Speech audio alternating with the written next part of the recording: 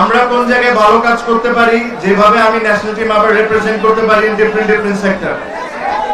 যেদিন ওই জিনিসগুলো আমরা বের করে নিব ইনশাআল্লাহ, যে ঠিক আজ থেকে 10, 15, 20 বছর আগে থেকে অনেকেই রিপ্রেজেন্ট করতো বাংলাদেশের বিভিন্ন স্পোর্টসকে। আমরা আবারও ওই জায়গাটা আমার সাথে হেলাল ভাইয়ের কথা হয়, ইশরাফিল ভাইয়ের কথা হয়, হুম্মান ভাইয়ের কথা হয় চিটাগং স্পোর্টস নিয়ে, যে আমরা কিভাবে করে চিটাগং স্পোর্টসকে আগের জায়গার মতো নিয়ে আসতে পারি। আই এম শিওর ওনারা যখন সুযোগ পাবেন তখন ওনাদের বেস্ট ট্রাই করবেন যে চিটাগং এর ইন্টারেস্টটা ওনারা সবচেয়ে আগে রাখবেন, রেখে ওনারা যে ধরনের স্পোর্টসই হোক না কেন, cricket, football, badminton, any sports, এই স্পোর্টসকে ওনারা প্রমোট করবেন in the right possible way, যেরকম চিটাগং থেকে আবার আমরা আগের দিনে ফিরে যাই।